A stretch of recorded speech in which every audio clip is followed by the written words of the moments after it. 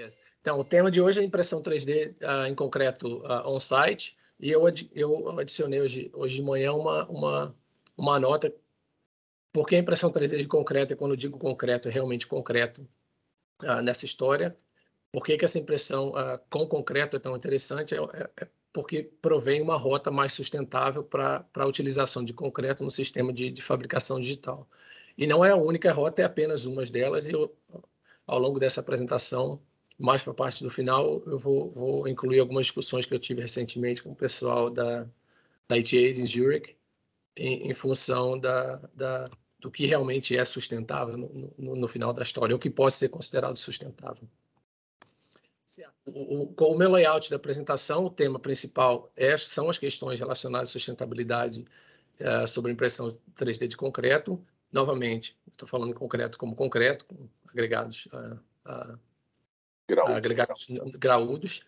E a ideia principal é criar um widespread, tipo, disseminar a utilização de concreto em si, como é um material que já é produzido comumente, utilizar esse material que é produzido localmente para impressão de concreto e meio que quebrar um pouco dessa linha de argamassas pré-misturadas, que é a linha principal que todas as empresas têm utilizado por questões convenientes.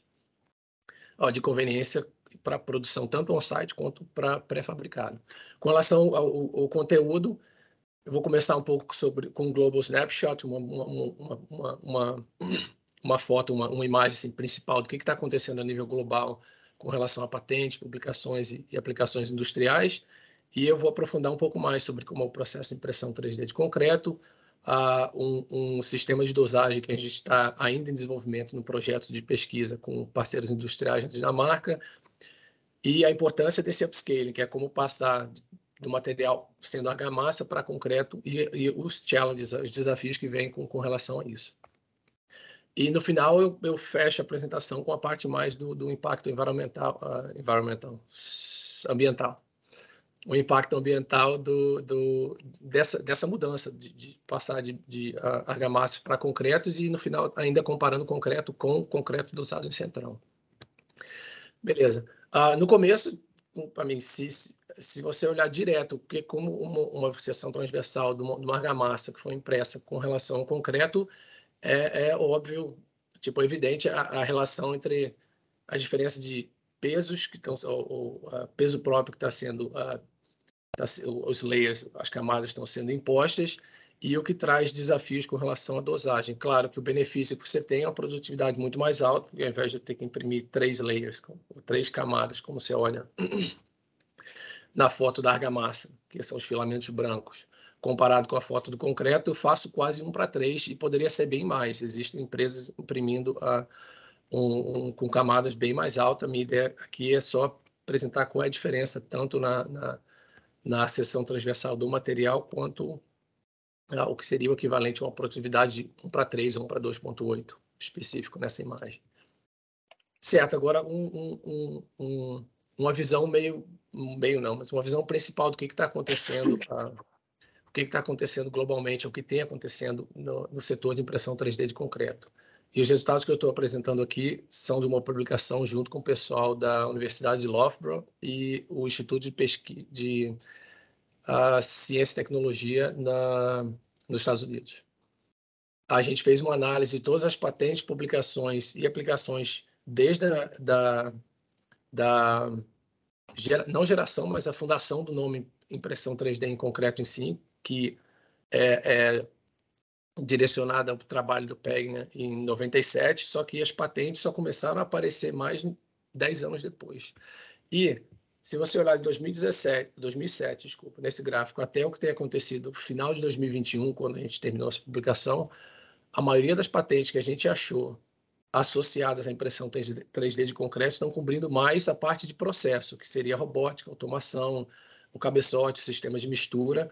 Então, mantenha essa ideia em mente. Com relação à patente, o que reflete diretamente o interesse industrial, são patentes direcionadas ao processo de impressão, não ao material em si. Claro, tem uma parcela de quase 18% de materiais, que também é significativa, mas é evidente que o processo domina nesse 2007 para cá, no que se diz respeito à patente.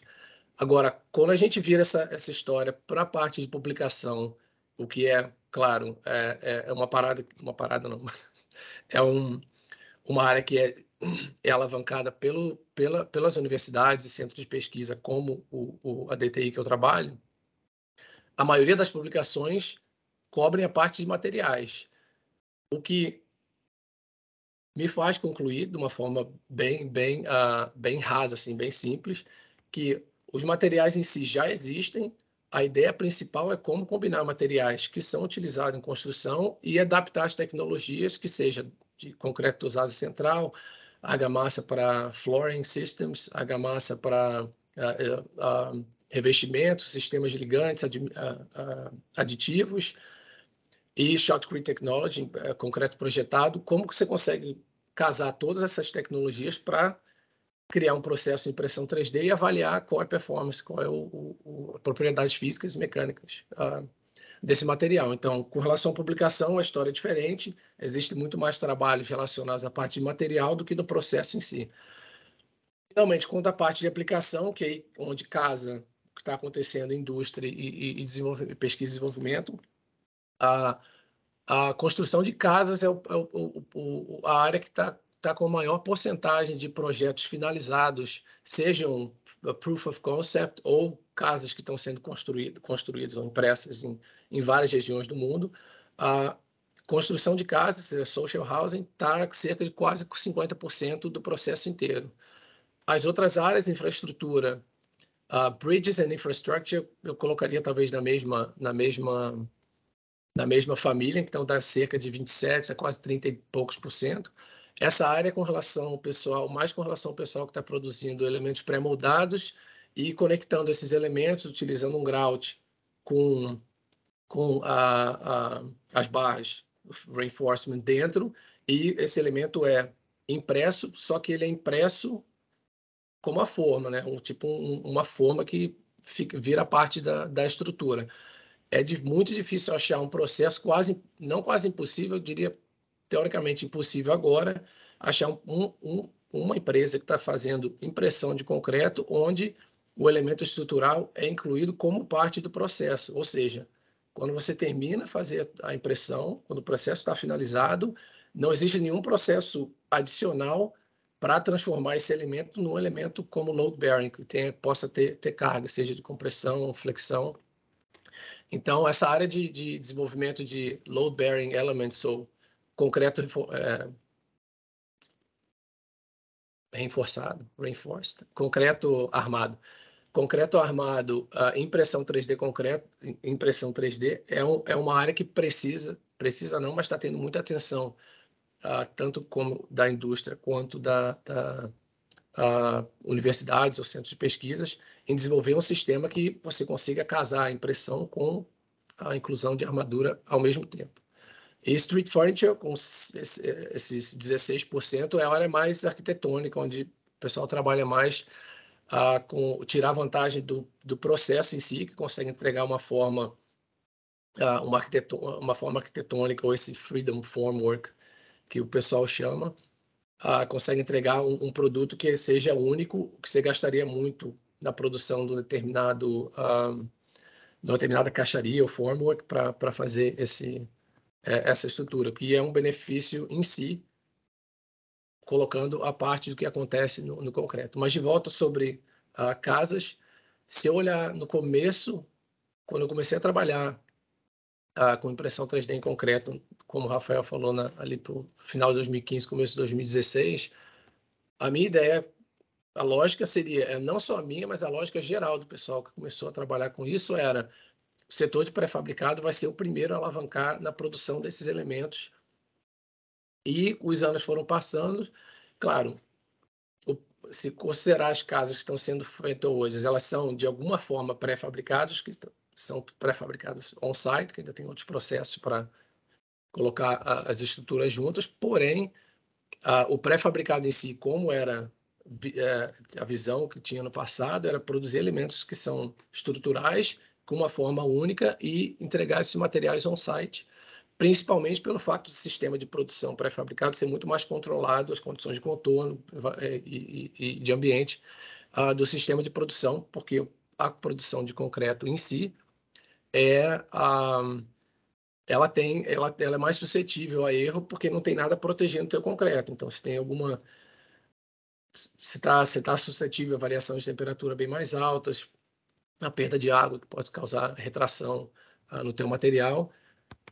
Esse é onde esse gráfico, quando a gente terminou, meio que virou um pouco assim a cabeça, porque o que a gente achava que o pré-fabricado seria o dominante no setor de impressão 3D de concreto virou, e a produção de casas ou produção de habitações on-site é a principal área agora. Isso não quer dizer que o pré-fabricado não vai engatar e achar alguma solução.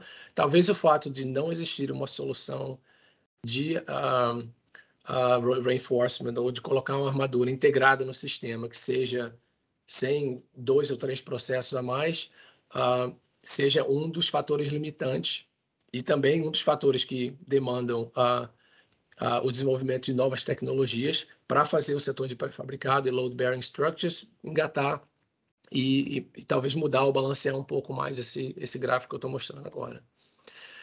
Certo, e qual o endgame? Tipo, onde a tecnologia deve chegar? Essa também é uma discussão continuando no aspecto que eu desenvolvi com esse pessoal da Inglaterra e nos Estados Unidos. A discussão é, beleza, o que está acontecendo, o que estava acontecendo no começo, quando as primeiras empresas começaram a aplicar impressão 3D de concreto. A princípio, o nível de automação, eu estou analisando por 4 aspectos aqui, que estão no eixo horizontal do gráfico.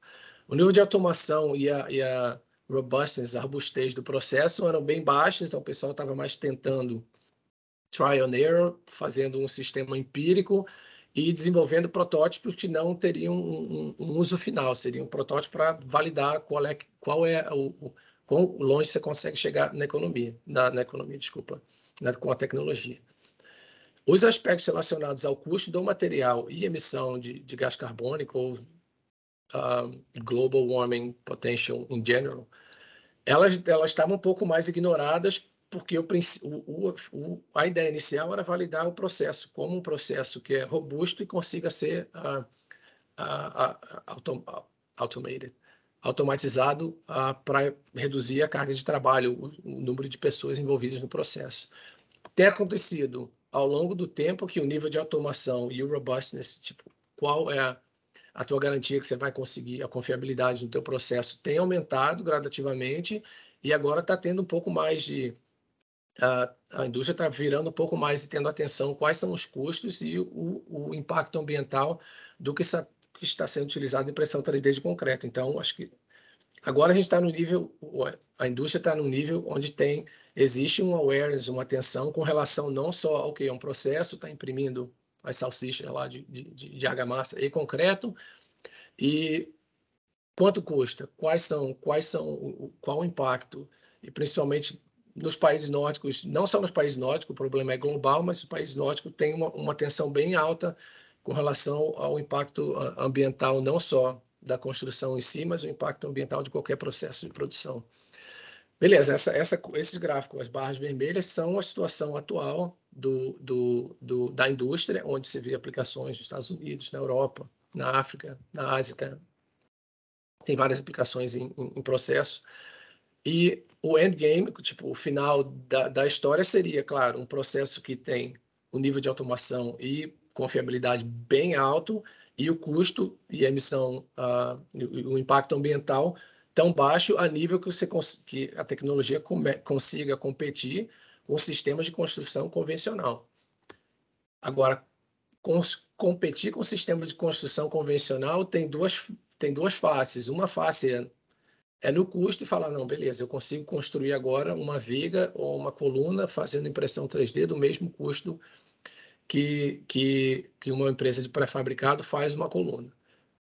Se comparar elementos tradicionais, um elemento que é uma caixa com uma seção prismática, é muito difícil justificar que a impressão 3D vai ser um sistema para substituir a produção de concreto pré-fabricado, porque é um processo muito bem otimizado.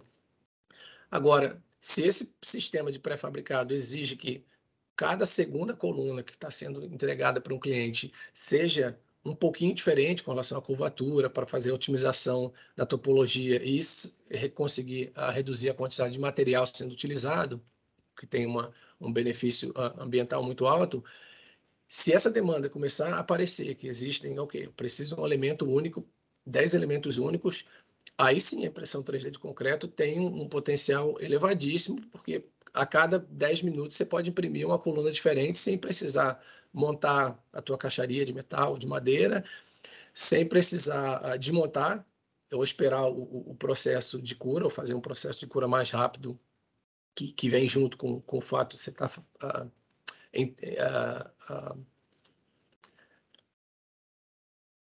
stacking, superpondo os layers. Então, nessa vertente, ou nesse cenário, claro, a impressão 3D de concreto consegue bater muito bem de frente com a produção de elementos estruturais pré-fabricados. Com relação à produção de casas, existe também o benefício de você precisar de menos pessoas envolvidas, ou menos trabalhadores envolvidos na produção em si. Entrega o concreto, produz o teu concreto e a máquina continua imprimindo, não 24 horas por dia, mas ela continua imprimindo num passo muito mais, numa frequência mais alta que uma construção habitacional normal. Claro, de novo, você vem com painéis pré-fabricados e monta a tua casa, não tem como competir. Não tem como competir na questão de custo. Com relação ao impacto ambiental, a história é diferente. Certo. Agora que você deu a entender um pouco, eu elaborei um pouco sobre como é o processo em si, como é o processo que está acontecendo a nível global. O processo, tem vários steps nesse processo, do teu material, e até a parte de bombeamento, hidratação de concreto, que está mais no meio do slide que eu estou apresentando. Essa parte é convencional com relação a como o concreto é produzido em si. Onde está tendo uma necessidade para desenvolvimento é a parte de modelar fazer simulação do comportamento do material, porque agora você tem um material, de novo, que não está dentro do teu formwork, não está dentro da tua caixa, é exposto a condições ambientais muito mais críticas do que um concreto normal que é colocado no formwork. E o pessoal é necessário entender, beleza, quando eu estou fazendo impressão, qual o impacto de todos os fatores ao redor da impressão no meu produto final. Além disso, se você olhar se vocês olharem mais na parte embaixo desse slide, quais são os aspectos relacionados ao design em si, como é que você faz a tradução do teu design para uma a linguagem que o robô consegue entender, e como você controla esse processo. Então, quais são os sinais, quase uma telemetria de uma corrida de Fórmula 1, por exemplo. Quais são os parâmetros que consegue monitorar para identificar que o teu processo está funcionando como deve, e quando não está funcionando, como você faz a correção desse problema. Deixa eu ver se eu consigo colocar um pointer. Certo, acho que ajuda agora. Nessa apresentação, eu vou focar um pouco mais na parte relacionada a material, hidratação do cimento, ou hydrating concrete in general, processo de caracterização, tanto com relação na parte fundamental quanto a parte pragmática. Por isso que eu perguntei ao Rafael qual era o grupo principal, se era a indústria ou o research que estava participando desse evento. Ele falou, não, tem uma representação de ambos os lados, então eu vou apresentar ambos os métodos de caracterização para quem esteja interessado. E, claro, a parte de impressão, com relação ao design, slicing, process control, essa parte eu não vou falar muito nessa apresentação. Certo. O que a gente tem desenvolvido agora na Dinamarca é a parte relacionada à dosagem de concreto, ou a dosagem do material em si, para a produção do material que possa ser impresso. E qual é que é o desafio principal?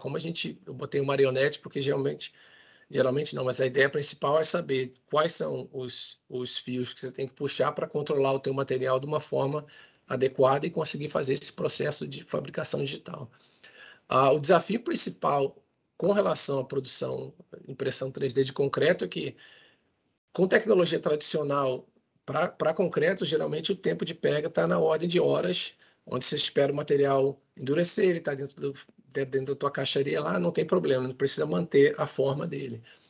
O desafio acontece agora que você tem um material que intrinsecamente foi desenvolvido para estar dentro da caixa e ter alguma coisa segurando a forma dele, para um material que tem que sustentar a própria forma, não num intervalo de tempo de horas, mas sim de minutos. Então, quais são as cordas que a gente vai puxar para transformar esse material que estava dando pega, endurecendo, de novo, num time frame de horas para minutos, e isso depende também de qual aplicação está sendo feita, mas essa parte eu vou apresentar um pouco mais com relação à ordem de magnitude, quais são os valores para cada tipo de processo de impressão nos próximos slides. Então, o nosso sistema o sistema que a gente está propondo está focado, claro. A gente olha primeiro as propriedades do material no estado fresco, claro que são necessários para garantir que você consegue bombear o teu material para a tua extrusora e extruir esse material de forma adequada. Passou dessa parte, entre essa parte de bombear o material, se tem um tempo uma janela de operação muito alta, tem que fazer um controle dessa relogia do material. Então, como você garante que o material não está endurecendo até o momento que ele tem que endurecer, que seria assim que ele saiu da tua extrusora? E o que acontece? A parte final, que é controle de enrijecimento do material. O que você tem que fazer dentro do seu sistema de extrusão para garantir que o material vai enrijecer numa taxa que seja suficiente para você poder superpor as camadas. Certo, com relação ao dimensionamento do material em si, esse ainda é um work in progress, tipo, a gente está desenvolvendo esse projeto há quase 2 anos, eu tenho mais informações que a gente está tentando desenvolver quase que um guideline para a dosagem de material para impressão de concreto, e a ideia principal é que qualquer empresa que adquira uma determinada impressora de concreto consiga desenvolver uma mistura que seja, claro, seja compatível com o sistema que foi adquirido e seja compatível com os materiais que são disponíveis na determinada localidade, porque senão fica não quase impossível, mas existem vários casos que empresas estão fazendo logística de um container de materiais com mistura de argamassa pré-misturadas e manda, por exemplo, da Europa para a África, e não tem como dar um claiming ou falar que o material está sendo sustentável, porque só a emissão de gás carbônico ou impacto ambiental relacionado à logística do trabalho, a logística do material já zera essa conta tranquilo. Quais são os aspectos que a gente está olhando principalmente? O primeiro é qual a relação entre o tamanho máximo da partícula, que está nessa primeira equação, o tamanho máximo da partícula que você tem na sua mistura, e qual a dimensão mínima da boca da tua extrusora. O segundo é qual o volume de agregados que você tem em relação ao volume de concreto, então seria volume de agregado, tem um fator que a gente considera, e o último o certo seria considerar a tensão de escoamento, o yield stress do material, por questões geológicas e fazendo uma caracterização mais fundamental, mais baseada. Porém, a gente utiliza uma equação para transformar ou interpretar o que é a altura do ensaio de abatimento em relação como funciona. A gente traduz a tensão de escoamento como função da altura do ensaio de abatimento. E eu vou explicar por que a tensão de escoamento é um fator importante. Certo, os números indicativos que eu posso mostrar agora, que são das misturas que a gente fez a impressão, tanto dentro do laboratório do Instituto, quanto em escala maior, estão na casa de 23%, essa relação entre tamanho da boca extrusora e tamanho do máximo de agregado. Com relação à proporção dos agregados, aqui, quando eu falo large aggregates, eu estou contando só a parte acima de 4 milímetros, e a gente tem utilizado um agregado entre 4 e 8 milímetros, está na casa dos 26% ou abaixo, e o slump da mistura feita do concreto está entre 13 e 22 centímetros. Claro, esses números que eu estou apresentando são work in progress, como eu já falei, então não pode, claro, quem quiser desenvolver uma mistura e utilizar esses valores como o starting point, be my guest, mas não tão gravados, não tão marcados assim, carved in stone, não estão sedimentados esses valores. Existem um pouco mais de estudos para fazer, para verificar se esses são os valores críticos ou não. Tem, claro, o ensaio de abatimento. Para quem não está familiar, eu creio que esse grupo esteja muito familiar com o ensaio de abatimento.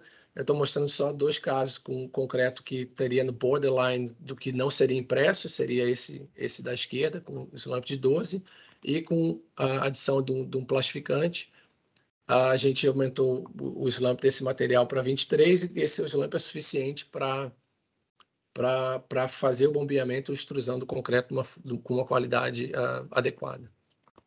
Certo, agora, beleza, você tem o material, conseguiu misturar, ele está pronto, bombeou. O que eu faço com esse material? Esse material em si vai hidratar ou vai começar a dar pega, assim como um concreto normal. Então, existe a necessidade de utilizar aditivos de retardador de pega, ou retardador de pega e retardador de hidratação, para controlar qual é a curva, qual é a inclinação dessa evolução de yield stress que eu estou mostrando no gráfico, em função do tempo. Então, tem o tempo, e a gente fez um ensaio. Esse é um ensaio bem pragmático, um ensaio, a gente adaptou uma agulha do ensaio de concreto projetado, a gente adaptou a agulha com uma ponta que é uma meia esfera de 10 ou 20 milímetros de diâmetro. Você pressiona a esfera nesse material a cada determinado tempo. Claro que é mais de um teste por cada pontinho que vocês, cada ponto que vocês vezes é uma média de 5 a 10 testes, dependendo do tamanho máximo de partícula que você tem na tua mistura. Mas o que eu quero mostrar aqui é essa curva de baixo, é uma que a gente utilizou um aditivo retardador de pega mais um aditivo retardador de hidratação, e pode ser algo tão fácil quanto o sodium gluconate, que é diluído em água e utilizado como admixture. Bem fácil e barato também. Essa é a ideia principal. Então, com essa mistura de base, essa curva cinza, a gente tem um material que tem um tempo de trabalho bem alto, então ele não está enrijecendo de uma forma que vai prejudicar o sistema de bombeamento e extrusão. A gente consegue, de novo, como está no gráfico, então tem um open time, consegue trabalhar com ele, é fácil de bombear ao longo do tempo, que você tem que utilizar um determinado batch, um determinado volume, e você consegue extruir o material de forma adequada. Beleza, o que acontece agora quando a gente, e aqui eu estou colocando a equação de a força, o que o equipamento mede é a força de penetração dessa meia esfera no material. Em função da geometria que você está utilizando, você consegue calcular qual é a evolução da tua tensão de escoamento em função do tempo. Dependendo da dosagem, claro, de acelerador que você está tendo utilizado, eu coloquei acelerador entre aspas, porque é de uma forma mais geral aqui, não são só aceleradores como aceleradores utilizados para concreto dosado em central, mas em alguns casos a gente utiliza variações desse, é uma forma diluída de um acelerador de concreto, concreto projetado. A gente também utiliza a Calcium Aluminate Cement, tipo, é uma pasta com Calcium Aluminate Cement e Calcium Sulfate injetado na extrusora que eu vou apresentar nos próximos slides. Mas a ideia é que, em função da dosagem do material que você está injetando no teu material antes de fazer o processo de extrusão, você consegue modular qual é a taxa de evolução desse enrijecimento. Então, isso vai garantir que você consiga fazer um processo de impressão mais rápido ou mais devagar, dependendo qual aplicação que você tem em mente. Por que eu digo mais rápido ou mais devagar? Se vocês olharem, quando a gente começou a calcular um pouco qual é a taxa de evolução vertical, quando você está colocando layers, e qual é a tua taxa de subida, assim, quando você está fazendo impressão. Geralmente, quando uma casa está sendo impressa, a ordem de magnitude do processo é que você está avançando cerca de meio metro por hora. Então, é um processo relativamente bem devagar, ou seja, a quantidade de acelerador que você precisa utilizar é bem baixa. Você tem que se preocupar um pouco mais com relação à interface entre os layers, que você vai garantir que não está tendo uma evaporação muito alta, enquanto um layer está esperando o próximo layer, uma camada está esperando a próxima camada chegar. Em alguns casos, o intervalo entre duas camadas está na casa de 15 a 20 minutos, dependendo da seção transversal do que está sendo impresso. Então, o fator crítico não é mais a evolução de rigidez, e sim proteger esse material e garantir que ele tem um contato bom, uma interface bom entre as duas camadas. Quando a produção envolve um elemento um pouco menor, e nesse caso eu coloquei a coluna como exemplo, que tem a seção transversal bem mais baixa, a taxa de avanço da produção pode estar na casa de 2 a 6 metros por hora, que é muito mais rápido. Claro, vocês podem estar pensando, por que eu não utilizo, então, 6 metros por hora para produzir uma casa? Existem limitações com relação à quantidade de material que consegue bombear e extruir. Eu creio, nunca tentei ou nunca vi ninguém tentando fazer a produção de 6 metros por hora de uma casa, de uma coluna assim, e a gente já validou isso no laboratório. Mas com relação a uma casa, pensa se está evoluindo que seja 2 a 6 metros por hora. A quantidade de energia cinética do robô para se mover, parar e voltar, você tem que ter um controle muito fino, e talvez o pessoal que trabalha na parte de automação, que não é a minha área da automação em si, eu trabalho mais na parte de materiais, tem que ter um controle muito preciso de qual é que é a taxa de extrusão do material e se as forças cinéticas de aceleração e desaceleração não vão puxar esse material pela tangente. Eu creio que não, mas esse é um teste que tem que ser feito ainda. Eu não vi casas sendo produzidas numa taxa de 6 metros por hora. E seria um valor crítico, é claro. Certo. Com relação a ensaios pragmáticos, tipo, aqui é só para dar uma ideia de como o material... eu ainda estou apresentando com relação à argamassa em si, então não concreto, mas quem está interessado em um teste um pouco mais pragmático, que geralmente a gente faz é observar o material caindo da boca da extrusora. Você pode medir a massa, se necessário, de 10 gotas ou 15 materiais extrudados e verificar qual é a massa de cada gota essa que está saindo. Em função dessa massa, você consegue calcular o que seria aparentemente a tensão de cisalhamento do material. É como se você está apertando uma pasta de dente quando corta, você tem peso suficiente ou você gera tensão suficiente para quebrar esse material. E nesse vídeo eu estou mostrando o sistema que a gente desenvolveu de injeção de acelerador e a mistura ainda do estado onde não tem nenhum acelerador sendo injetado até o momento onde todo o acelerador está sendo injetado, e vocês conseguem ver que tem uma modificação dramática da consistência do material e principalmente o tamanho do material que está sendo extrudado. Então, tem um pessoal na França trabalhando com sistema de análise de imagens, capturando a boca da extrusora antes dela começar o processo de impressão para verificar, beleza, eu estou na ordem de magnitude de tensão de escoamento do material que eu preciso estar para fazer uma determinada impressão. Se o sistema verificou que sim, passa e aciona o processo. Agora, o pessoal que está um pouco mais direcionado na caracterização fundamental, tipo a parte mais basic science do controle de stiffness, controle de enrijecimento do material ou ganho de rigidez ao longo do tempo, o que a gente tem feito é trabalhar mais na parte de geometria, que seja geometria de rotação, sistema de oscilação ou sistema com controle de cisalhamento durante o processo. E eu creio que o grupo do Rafael não, mas é especializado nessa área, e talvez possa até me dar algumas recomendações. Mas eu estou mostrando um equipamento específico, um Antopar, um reômetro. Com esse reômetro, a gente está coletando informações relacionadas à contribuição elástica e à contribuição plástica, não plástica, tipo viscosa do material, e o Rafael me passou as palavras, eu tenho guardado aqui. O storage módulo está como módulo de armazenamento elástico, então representa qual é o componente elástico do teu material, e o loss modulus é módulo de dissipação viscosa, ou seja, qual é a componente viscosa do material, porque ele funciona como não apenas como, não é só um sólido, ele está na fase entre sólido e líquido. Agora, como é que a gente interpreta essa informação? O storage modulus, ou a parte de contribuição elástica, pode ser traduzida em elastic modulus, ou módulos de elasticidade do material. Então, mapeando essa propriedade em função do tempo, a gente consegue verificar, primeiro, qual é a taxa de enrijecimento, similarmente, ou de forma parecida com o sistema de penetração. Claro, o sistema de penetração é mais fácil e o equipamento não custa nada comparado a um reômetro. E existem, claro, escalas que esse reômetro possa ser utilizado ou não. Mas a gente consegue mapear, a ideia que eu quero mostrar aqui, consegue mapear qual é a função, o sistema de evolução de enrijecimento do material em função do tempo e trabalhar com dosagens ou sistemas de ativação, sejam aceleradores de pega ou os slurries de calcium aluminate cement que eu comentei.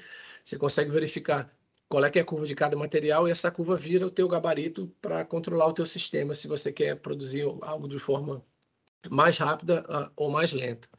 Como essa informação está sendo utilizada no projeto que a gente tem desenvolvido e por algumas empresas também. A primeira parte é a parte de Computational Fluid Dynamics, então a gente consegue simular em função das propriedades, não a que eu mostrei nos slides anteriores, mas quando você faz a parte de caracterização de viscosidade e yield stress, ou tensão de escoamento do material, a gente começou a desenvolver modelos para fazer uma simulação completa de como o material está sendo extruído durante a boca extrusora, o que facilita um monte facilita bastante testar diferentes estratégias para o design do reinforcement, das armaduras durante o processo de impressão. Esse trabalho a gente está apresentando em Londres daqui a quase um mês. O Rafael confirmou que vai estar participando e eu posso, claro, compartilhar o resultado desse trabalho com quem estiver interessado. Mas a ideia aqui é que a gente fez uma impressão de uma argamassa que a gente caracterizou de forma geológica completa, fez a impressão ao longo de armaduras, e elas estão localizadas no meio do que foi extruído, sejam armaduras verticais, horizontais ou interseção entre as duas. E o modelo, se vocês acreditam no que eu estou falando, ou acreditam no que vocês veem, o modelo está representando de uma forma muito boa qual é que é a interface desses dois materiais, como eles estão interagindo. Porém, um drawback, uma desvantagem desse processo de Computational Fluid Dynamics, que a simulação desse processo demora demais. Então, existem empresas que se aproximaram da gente e perguntaram, não, a gente não pode fazer um sistema de Computational Fluid Dynamics para uma casa inteira. Esquece. Uma simulação dessa, como eu estou mostrando, estaria na ordem de magnitude. E essa simulação é 3D, não é só, eu estou mostrando a seção transversal. Essa simulação está na casa de 15 dias de análise de interações numéricas num computador, num supercomputer, que é da Universidade Técnica de Dinamarca, que é parceira nossa de projeto. Certo, beleza. Não é tão hopeless, dá para ser utilizado de uma forma ou outra, e o que a gente está tentando passar é que Computational Fluid Dynamics pode ser utilizado para economizar a quantidade de efforts, ou o empenho que existe em análise no laboratório, ou otimizar o número de análises que está sendo visualizada no laboratório e falar, beleza, ao invés de eu testar 15 ou 20 iterações de reinforcement com o material que está sendo impresso, eu faço 5 em função do que a simulação numérica apresentou. A outra vertente, onde a gente consegue utilizar diretamente o que eu apresentei antes, a parte de evolução de enrijecimento do material em função do tempo, é um Finite Element Modeling, onde você tem uma função do teu material model, o modelo do teu material tem a contribuição tanto plástica quanto a contribuição elástica quanto a contribuição plástica do material. Então, essa análise é bem mais rápida, bem mais simples e também provém resultados que são interessantes para verificar se uma determinada geometria que está sendo impressa vai sofrer o sistema de buckling ou não, tipo, se ela vai... tem duas formas de failure, ou de falha. Uma delas é o material, ele dá um slump, tipo, ele não aguenta o peso próprio, ele meio que abaixa, e você vê um pouco de caso quando você tem excesso de pressão nesse layer, por exemplo. A outra forma de ruptura é o buckling, que é uma estabilidade lateral e as paredes caem, que é a mais comum de se observar em impressão 3D. Certo, beleza. Pode fazer um monte de simulação, mas como você valida? A gente tem validado essas simulações da Finite Element Modeling. A gente tem utilizado análise de correlação, análise de imagem, para verificar qual é que é o mapa de deslocamento no material ao longo do processo de impressão. Eu creio que... Deixa eu dar... Tá.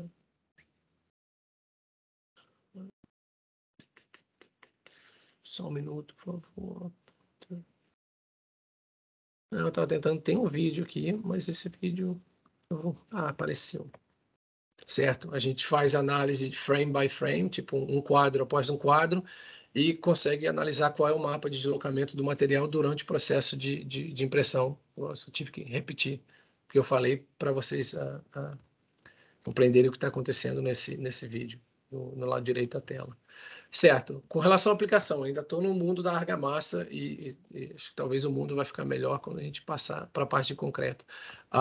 Eu gosto muito de apresentar esse vídeo porque tudo que é apresentado, geralmente, quando se vê em social media ou a impressão 3D de concreto, geralmente tudo funciona e está tudo limpo. Esse foi um caso que a gente estava durante o processo de impressão, utilizou uma determinada dosagem de calcium aluminate cement e calcium sulfate, com uma argamassa produzida com cimento tipo 1, numa taxa de evolução de 1,6 metros por hora, de avanço vertical. E o avanço vertical talvez foi demais pelo material, não só pelo fato do material não aguentar as cargas, mas sim pela geometria. Houve um caso de não cisalhamento, mas tem um shear stress na lateral dessa geometria em particular, que levou à falha do processo. Esse processo não simulou, a gente foi direto para o laboratório e produziu. Porém, a falha trouxe um indicativo muito interessante, que foi o que estava acontecendo. Essa extrusora faz a mistura de dois materiais na ponta da extrusão, e ela indicou, e o material que a gente estava injetando tem um pigmento, ela indicou que existe um problema com relação à mistura. Então, a geometria que a gente fez dentro, o misturador dentro da boca extrusora, tinha uma geometria que estava mais puxando o material para fora do que misturando a argamassa com o ativador em si. Aí a gente falou, beleza, vamos mudar a geometria, fizemos alguns testes e fizemos um teste paramétrico de pega a geometria, testa 2 ou 3 e verifica qual é que é a qualidade da mistura em função de diferentes parâmetros. Esse parâmetro seria a velocidade que o robô está navegando no teu build plate, ou na área que está sendo impressa, e também a taxa de extrusão, qual é o flow do material na boca extrusora. Com a geometria nova que a gente desenvolveu, a gente conseguiu um processo bem melhor de mistura dos dois materiais em todos os casos. Eu estou colocando o número, uma bomba analógica, estou colocando o número, esse não traduz direto com relação ao flow rate, mas a ideia é a gente está imprimindo. O robô está navegando a 55 milímetros por segundo. Essa dosagem é na casa de 40 a 60, um pouquinho menos, de 20 a 60 milímetros por minuto do material que está sendo injetado. Certo, a gente validou, funcionou, e a gente testou de novo, desenvolveu uma estrutura um pouquinho diferente com relação ao que eu apresentei antes, utilizou um pigmento diferente, mas a taxa de extrusão ainda é igual. O avanço é 1,6 metros por hora, e nesse caso funcionou. O material estava sendo misturado de forma adequada, então com alguns adjustments no sistema, ou com alguns ajustes no sistema de mistura, no cabeçote do robô, a gente conseguiu, com a mesma mistura, produzir a peça que a gente estava interessado. E é uma coluna de 1,8 metros, para quem está interessado, tem alguma escala, qual o tamanho dessa coluna, ou seja, a gente fez um pouquinho mais de 1 hora, 1,6 metros por hora. E, claro, no começo a gente imprimiu também algumas linhas para verificar se estava tudo correto. Beleza, a argamassa, eu apresentei alguns casos para você ter uma ideia, a ordem de magnitude dos valores que são utilizados durante a impressão, qual tipo de mistura. Agora vem a parte que a argamassa é um material muito fácil de trabalhar, muito mais fácil de controlar também, o equipamento é bem menor com relação ao tamanho máximo de partícula que está sendo utilizado. Agora eu vou falar um pouco sobre o efeito desse upscaling, de passar de mortas para concreto. E essa mistura do meio foi uma das primeiras que a gente fez com para impressão com agregados de 8 milímetros. A gente pegou o material que tinha no laboratório, não otimizou muito, a gente precisava desenvolver uma base assim, de qual é que é a consistência de mistura, foi bem baixo no volume de agregados com relação ao volume de argamassa. Se você olhar numa seção transversal, tem apenas alguns agregados de tamanho maior, e a evolução foi trabalhar um pouco mais com a parte da forma do agregado, roundness, a distribuição a curva de distribuição granulométrica do material e a composição de todos os agregados, para conseguir um material que é otimizado na questão da mistura e é otimizado para o ponto que a gente consegue maximizar a quantidade de agregados graúdos na mistura. Então, o que eu vou apresentar agora é o impacto de passar de uma argamassa, que é uma argamassa fina, fácil e prática de trabalhar, para um concreto que também é prático de trabalhar, porém a escala de todo o processo aumenta. A bomba é maior, o sistema de extrusão a gente teve que aumentar o diâmetro, mudar o sistema de mistura para a injeção do acelerador que a gente estava utilizando. Existem pluses and minus, tem os mais, o bom e o ruim de fazer o upscaling, porém, economicamente e na questão ambiental, é o caminho que o material tem que seguir. Tem que seguir para aplicações que exigem utilização de concreto. Existem aplicações arquitetônicas onde o feature, a resolução que você quer fazer a impressão, tem algum detalhe que é a parte do design que requer que a argamassa seja utilizada. Então, eu não estou dizendo aqui que a argamassa vai morrer e não vai ser utilizada em concreto, em impressão 3D. O que eu estou dizendo é que cada material tem uma aplicação específica. Certo. E aqui tem alguns exemplos de quando a gente fez dos sistemas de extrusão, e a gente modificou também um pouco o bico. E essa modificação foi em função de uma análise de fluidas, Computational Fluid Dynamics, que estava analisando que tem muito sistema, tem muita pressão, o material estava sendo cisalhado muito entre o contato entre os dois layers, assim que você faz a extrusão. Então, tinha um pouco de efeito não só de peso próprio, mas também da pressão da extrusão empurrando um layer contra o outro. E a gente fez alguns testes para verificar se realmente a altura do layer, das camadas, estava um pouco mais constante em relação ao sistema diferente. Você extrui o material diretamente para baixo, ele aperta um layer contra o outro.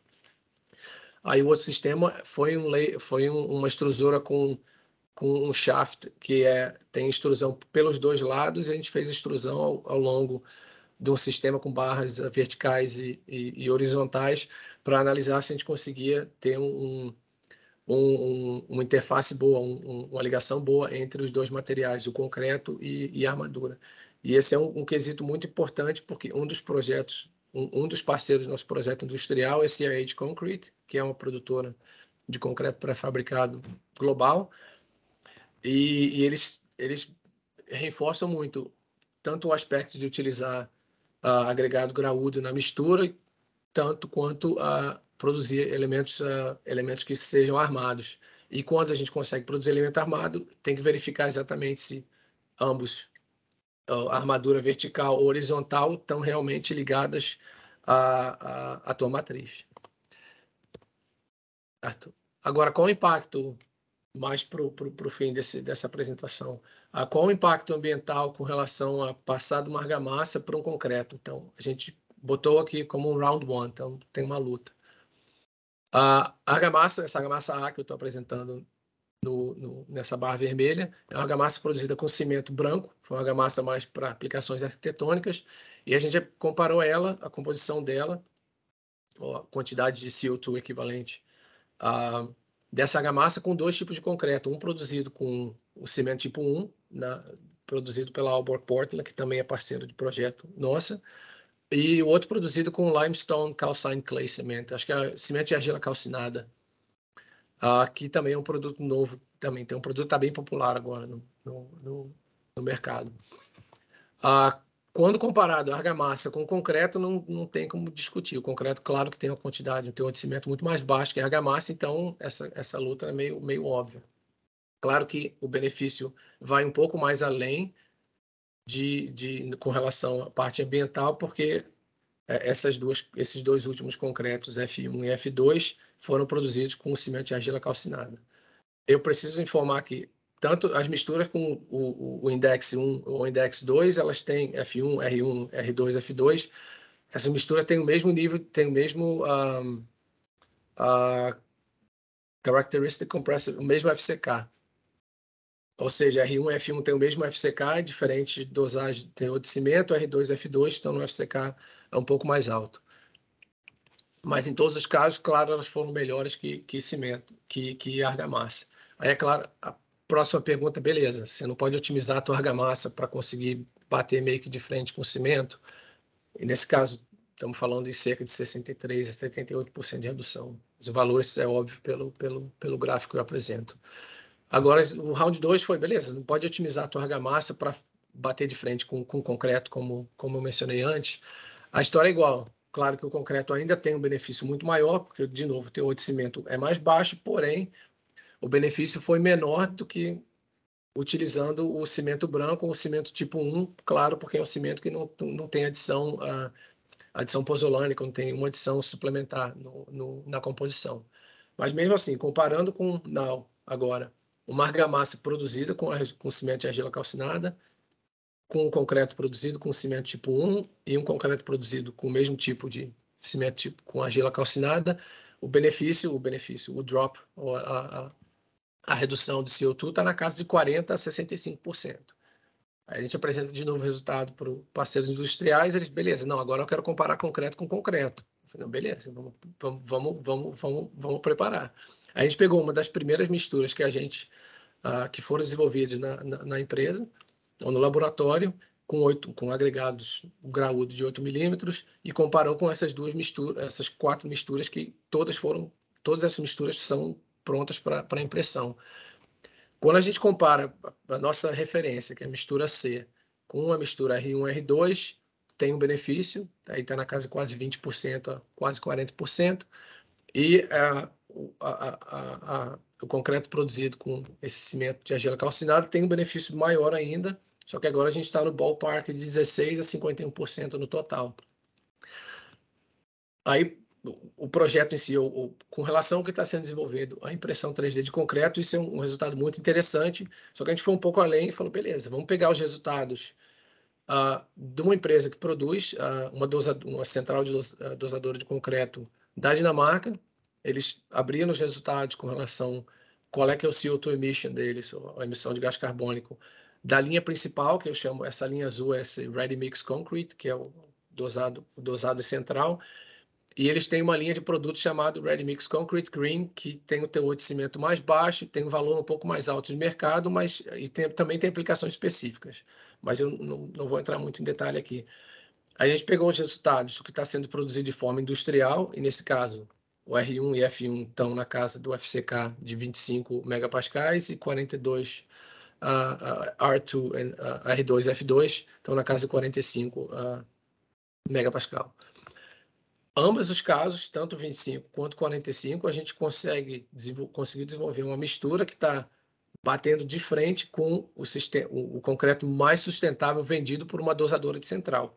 Ou seja, para quem está interessado em utilizar um sistema de extrusão, ou utilizar um sistema de impressão de concreto e utilizar concreto com large aggregates, tudo que relaciona a parte de custo e CO2 emissions do material, e eu só estou comparando o que está sendo emitido no material, não no processo de transporte e tudo que vem na cadeia de produção do processo, é só da composição do concreto, dá para bater de frente com o concreto dosado em central. Existem aspectos com relação a quanto tempo você precisa esse material estar aberto.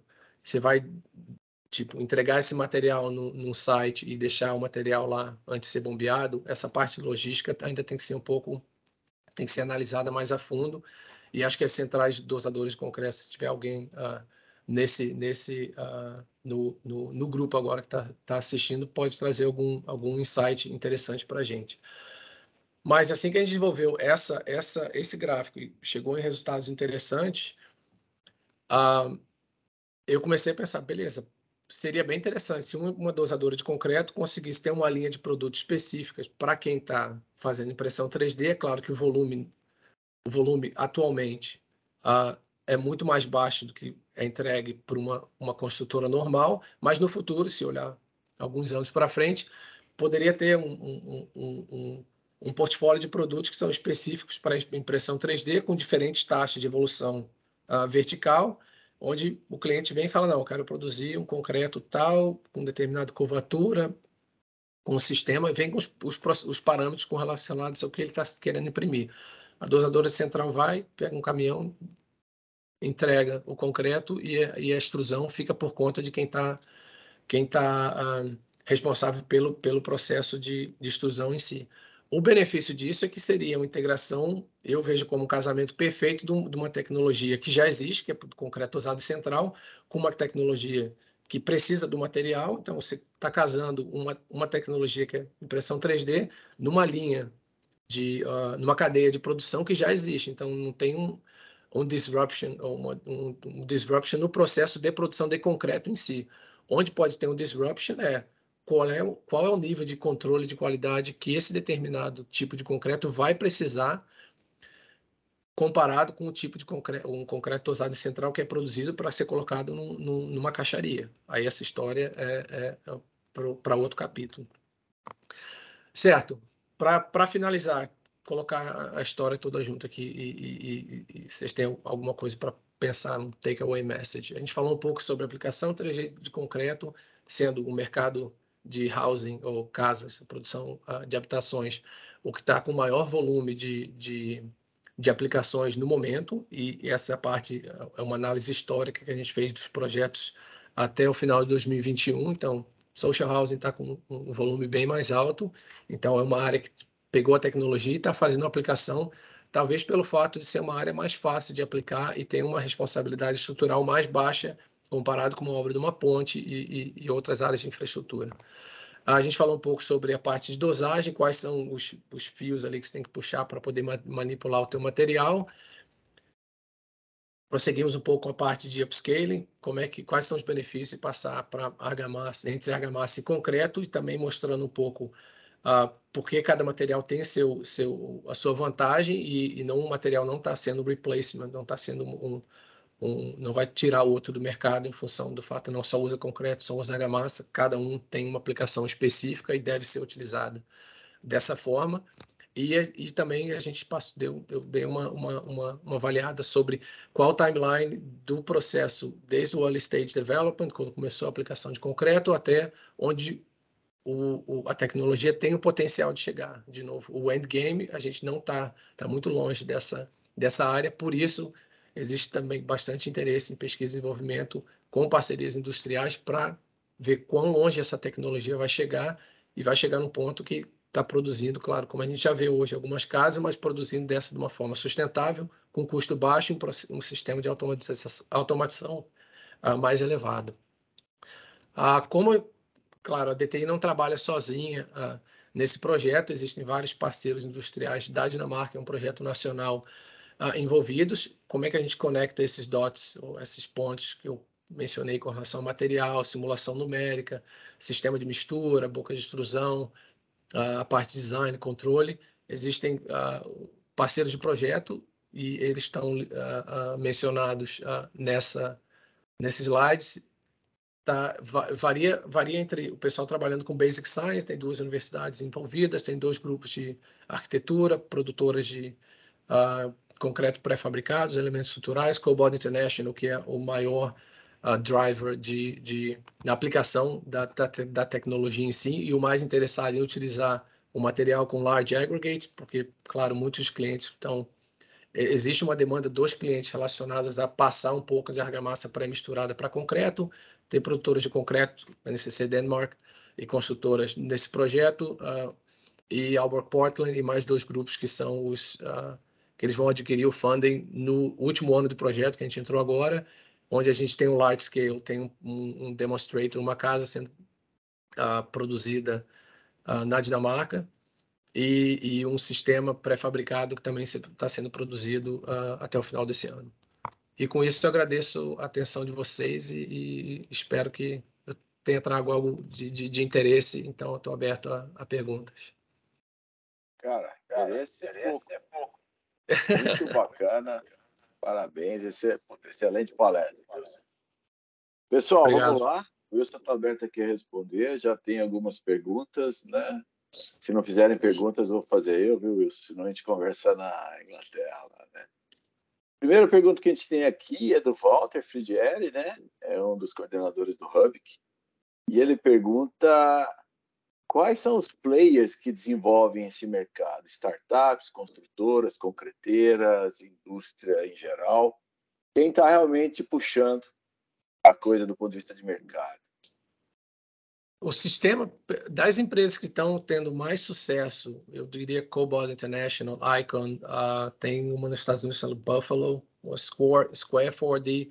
Elas geralmente começam como startup, mas tem um partnership, tem uma aliança forte com a indústria, principalmente produtores de materiais, que fazem o casamento com essas empresas e dão uma alavancada no desenvolvimento. O caso do Cobalt International foi bem específico, que eles têm um investimento da Peri, que é uma empresa que produz formwork, produz as caixarias, e decidiu sair um pouco da linha principal deles e falar, beleza, se a impressão 3D é um processo que tá alavancando e a gente produz formwork, a gente produz caixaria, a gente vai ficar meio fora do mercado se essa tecnologia decolar mesmo, então eles investiram e agora a General Electric também investiu na Cobalt mais para a parte do setor de energia. Mas é um casamento, não a empresa em si, acho que uma startup não tem um volume suficiente para, sem um incentivo de empresas produtoras de materiais e um pouco da parte de engenharia, não teria um músculo suficiente, poder suficiente para desenvolver projetos de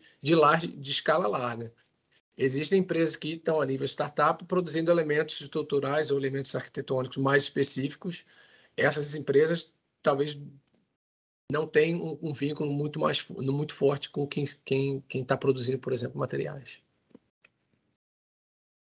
Bom, Walter está satisfeito? Mas a parceria, a bottom line, a parceria é a parte mais interessante. Existe a necessidade de ter uma parceria e não uma falha, mas o que eu observo bastante é que as empresas produzindo as impressoras de concreto e comercializando as impressoras de concreto são muito boas na parte de processo e automação. E reflete bem com o gráfico de patents que eu apresentei. Elas são muito boas nessa parte e tem um pouco de conhecimento, não falta o conhecimento básico com relação à tecnologia de concreto. Então, existe a necessidade de ter um casamento em quem está muito bom na parte de automação e quem está muito bom na parte de concreto, de comunicar bem, porque um processo depende do outro. Você não consegue imprimir sem o concreto, e se teu processo é ruim, vai afetar o teu concreto de uma forma que o teu produto vai ser prejudicado. Ô, Rafael, acho que combina muito com a ideia do Hubik, né? Que de alguma forma você tem que consorciar, né? Você tem que, senão ninguém sozinho consegue desenvolver isso sem esse conceito de consórcio, né? Exatamente. Isso que estava. Essa discussão até tive bastante com isso. Assim, isso é uma integração de cadeia no final. Você tem vários drives de entrada, né? O cara de materiais, o cara de equipamento, o cara de tipos. Dependendo do drive, ela meio que se ajusta, mas não funciona sem organização de setorial, né? Essa que é a verdade. Inclusive na parte final de regulamentação. Tem uma pegada aqui, tem uma pergunta, desculpa, eu li pegada, é a pergunta do Vanderlei, que é uma discussão super interessante para você. Agora ele vai te apertar um pouco, hein? Vamos lá. Baixa pegada de CO2 exige baixo consumo de cimento e aditivos. Em suspensões concentradas com pouca água, a correlação entre viscosidade e tensão de escoamento meio que desaparece. Você acha possível chegar a concretos para impressão 3D com baixa pegada de carbono usando somente o SLAMP como ferramenta de controle reológico? Não. Do tipo assim, ó, eu invisto 1 milhão, eu compro uma Ferrari ou um foguete e não compro GPS para desenvolver a tecnologia, um pouco da lógica. Concordo. O que eu tentei apresentar é a parte mais pragmática para quem está interessado em desenvolver uma mistura, tipo, amanhã. Quer desenvolver uma mistura, pega os parâmetros com relação à caracterização do material, utilizando apenas o sistema de SLAMP, e ainda mais se trabalha isso em função do tempo, não funciona. Não funciona. Seria bom para desenvolver uma tua mistura inicial. A partir do momento que você desenvolver uma mistura inicial, a ideia seria utilizar um reômetro que seja capaz de trabalhar com um agregado maior e fazer a caracterização, o mapeamento da evolução, a perda ou evolução de viscosidade do material em função do tempo. O SLAMP que eu apresentei é mais para, beleza, eu tenho 10 materiais aqui na minha área, eu faço um teste rápido e consigo achar os 3 melhores candidatos. daí sim eu partiria para a parte de uma caracterização mais fundamental, mas não com 15 misturas de começo. Eu otimizo e pego as 3 melhores e vou a fundo nelas. Mas eu concordo com ele. Tem uma pergunta da Renata. Esses estudos foram desenvolvidos para RMC, considerando o uso de misturadores de alta energia? Acho que tem uma hora lá que você mostra o slump, mas mostra que a tua cuba de misturador é um Irish, né? E aí fica... Se não, o que a gente tem no laboratório, se não o sistema, eu tenho que utilizar 200 litros cada vez que eu misturo, a gente mistura com um sistema menor. Não, a gente fez teste de produção de 1 metro cúbico de batch, que é o sistema que a gente tem o site do Cobod disponível, e eu li um comentário, tem caminhão betoneiro, dá para fazer na betoneira também. Mas a gente tem um site disponível com o pessoal do Cobod, então sempre que a gente chega numa mistura que tem o potencial de ser aplicado a nível large scale, tem a produção no sistema real de impressão que é utilizado industrialmente hoje. Mas sim, existem problemas, principalmente quando você está desenvolvendo misturas você parte para o nível de high performance concrete, aí, claro, um misturador com energia alta é necessário. A gente fez mistura na casa de 120, 130 megapascal, prontos para serem impressos, mas para uma aplicação específica. Muito bom. Bom, a Renata, ela questionou que no Brasil é caminhão betoneiro, então você já disse que dá. O Fábio está perguntando o seguinte: aumento de tensão de escoamento para garantir buildability e característica superficial da camada para conseguir adesão são processos antagônicos.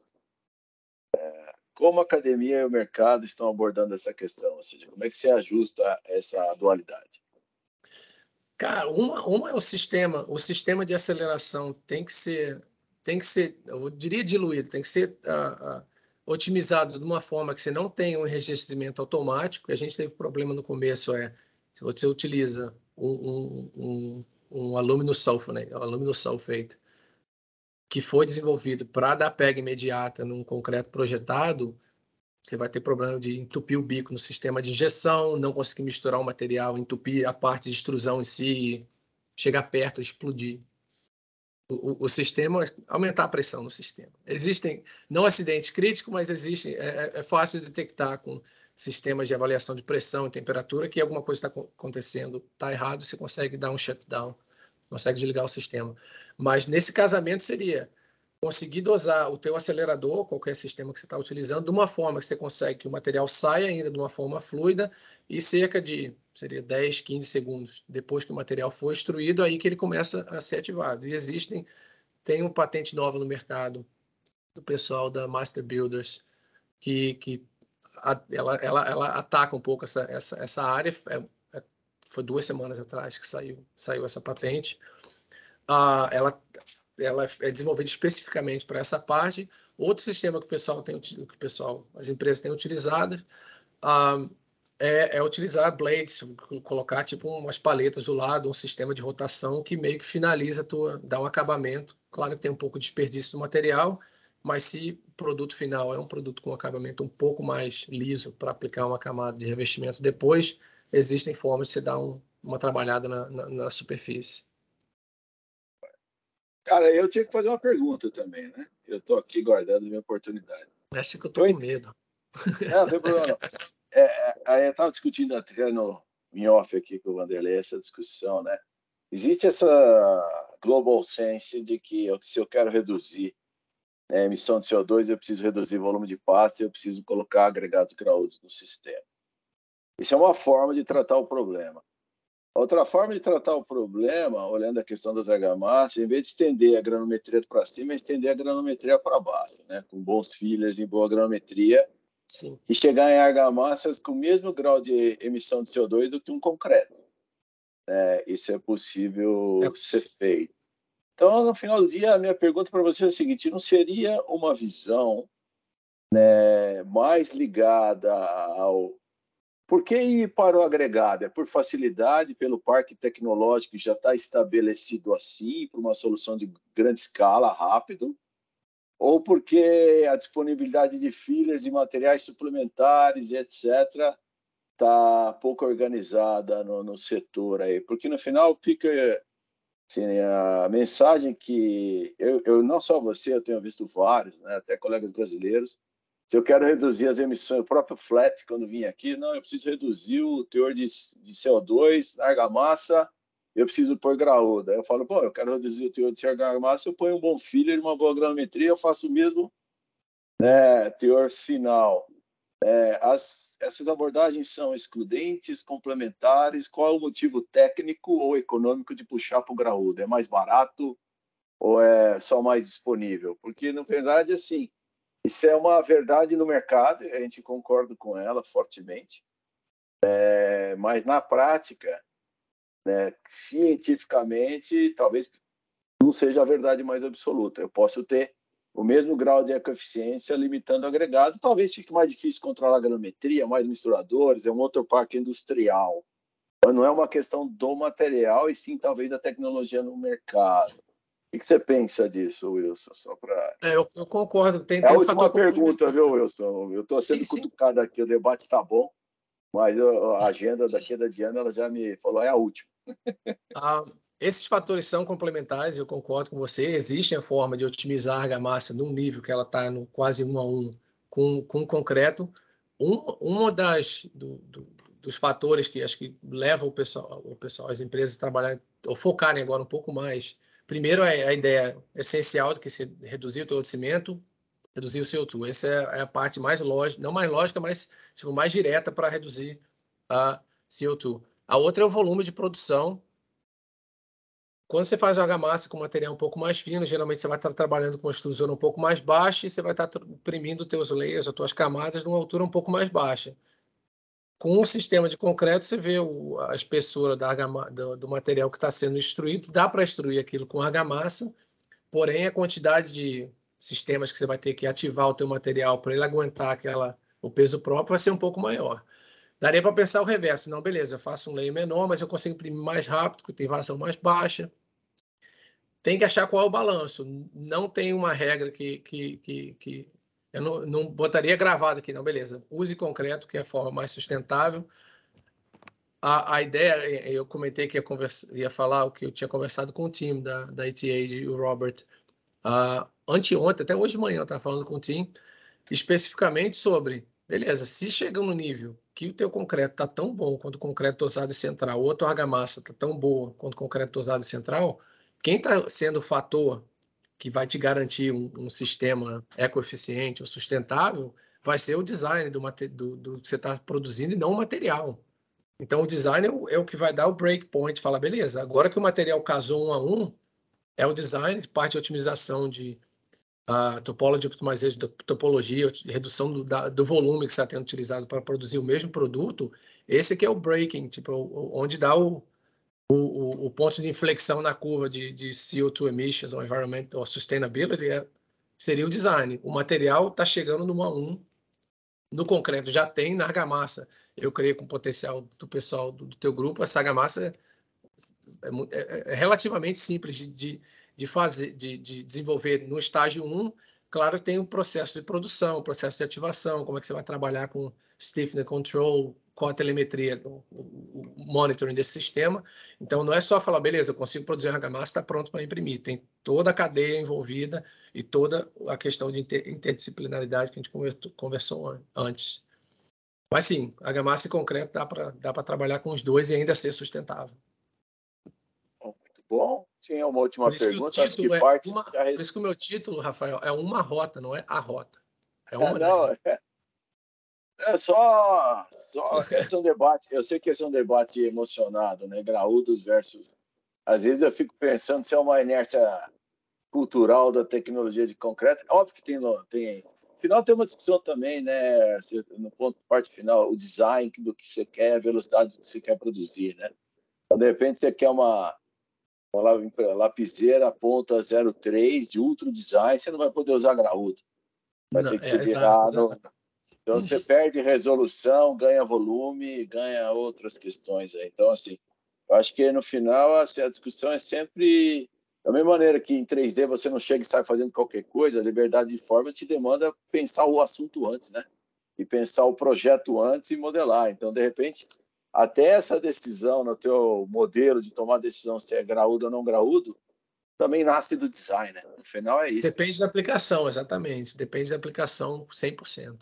E a pergunta que fica sempre do design é a seguinte: ele é arquitetônico, ele é estrutural, ou ele é algo que envolve design arquitetônico, estrutural e a eficiência lá no projeto, e o material ele possa ser o cara que eu preciso fazer para atender aquilo, né?